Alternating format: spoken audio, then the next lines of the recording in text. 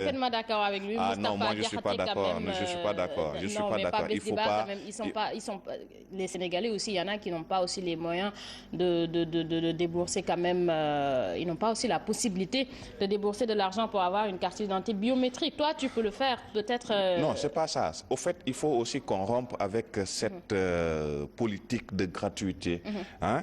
Il faut aussi que les citoyens participent quand même au développement du pays. Exactement, mais avoir une pièce d'identité Le nationale, régime, pour ça, on ne doit le pas. gouvernement a consenti énormément d'efforts, n'est-ce pas, pour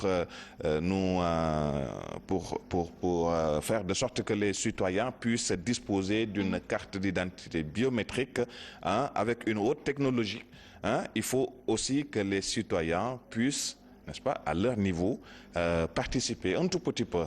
Ben, 10 000 francs, c'est Mais absolument 10 000 rien francs, par toi, tu parles. rapport aussi Non, à la pièce d'identité qu'on te donne. Hein? Pas Besdiba, pas Besdiba. Par exemple, mes mbok qui sont à Kungel, c'est pas vraiment très facile de débourser quand même 10 000 francs pour avoir une pièce d'identité. Ça, il faut le dire. Toi, tu peux l'avoir. Moi, je peux avoir 10 000 francs pour une pièce d'identité. Mais quand même, c'est pas à la portée de tous les Sénégalais. Peut-être essayer de diminuer un peu la somme pour quand même permettre à tous ces Sénégalais de disposer de cette pièce d'identité. En fait, cette politique de gratuité-là n'encourage pas, non, le citoyen. Il doit faire aussi des efforts. C'est-à-dire, il ne faut pas attendre tout du gouvernement. Pour preuve, si on veut obtenir un passeport, mais on va débourser de l'argent. C'est pas comparable. C'est pour partir en voyage, mais la carte d'identité, quand même, c'est pas. Non, pas Besdiba. Là, je ne suis pas. Car moi, je suis d'accord. Je suis avec Moustapha Diakhaté. Il est. En tout cas, les citoyens doivent aussi payer quand même. Hein? Ils doivent payer. Je donne aussi un autre exemple cher, par rapport à la CMU. Si tous les citoyens participaient à cet effort-là un tout petit peu, ben, on pourrait se faire soigner dans les structures sanitaires, mais aussi comme il se doit. Mais on attend tout de l'État, mais l'État ne peut pas aussi tout faire. En tout cas, moi, je vous le dis, il faut profiter de cette période de gratuité. C'est mieux. Mais c'est sûr que tout le monde ne pourra pas quand même obtenir sa carte d'identité d'ici 6 mois. Ouais. Ça, c'est clair. Ça, c'est clair. Donc, il faut aussi qu'il participe un tout petit peu. C'est absolument rien, 10 000 francs. Le soleil. Le soleil nous parle du sommet de la COP 22 qui se tient au Maroc, à Marrakech. Macky Sall qui prône un accès simplifié au fonds vert. Le Sénégal présente sa stratégie au mix énergétique. Voilà ce que nous dit le soleil ce matin. Libération. Libération avec cette visite officielle de l'invité officiel, Macky Sall qui est l'invité officiel de la France du 18 au 23 décembre. Macky Sall tient sa visite d'État. Le journal nous dit depuis 1985, aucun chef d'État sénégalais n'avait reçu une telle invitation. Voilà, donc c'est un honneur qui a été fait donc pour Macky Sall. Macky Sall plus fort que Wade Amadouba révèle 5 155 ont été mobilisés à ce jour. Donc c'est ce que nous dit le journal ce matin. À la une de Réumi Quotidien. Réumi Quotidien, audience avec le chef de l'État. La communauté tidjane réaffirme son soutien à Macky Sall, la force de la coordination des Daïra Tidjane et la Mbaye, un baobab au cœur de la Tidjania. C'est la une du journal Réumi Quotidien. Que nous révèle Enquête Quotidien? Pétrole et gaz sénégalais, Cosmos Énergie affiche ses ambitions. André Ingit, PDG de Cosmos, nous réalisons un programme de forage multi-puits qui devrait commencer dès la mi-2017. La compagnie a triplé son budget d'exploration malgré des pertes de 22 milliards de francs CFA sur la période allant de septembre à décembre 2016. Voilà, donc, Enquête Quotidien qui nous parle ce matin de pétrole et de gaz.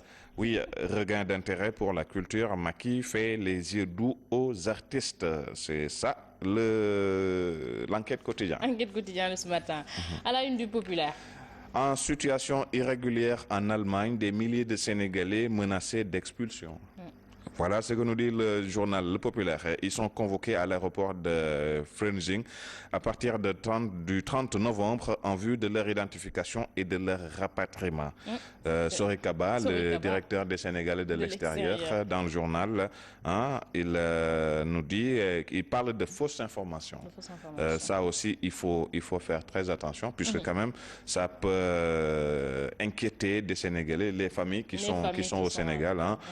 Vous savez aussi que les migrants, les immigrés, hein, qui font vivre, hein, des milliers de familles au Sénégal et un peu partout en Afrique. Hier, même dans le dossier économie sur Zik FM, il y a un rapport du Fonds de développement agricole qui parlait de près de 44 000 milliards de francs CFA qui sont donc envoyés par ces immigrés en 2016. Donc ça, c'est le rapport du FIDA qui nous parle de ça. Cela veut dire donc que c'est une manne importante. Hein? Ils font vivre des Sénégalais, des milliers de familles. Donc il ne faut pas les inquiéter. Il ne faut pas semer la frayeur au sein de ces familles-là pour nous dire que oui. Maintenant, on n'est rien contre cette info.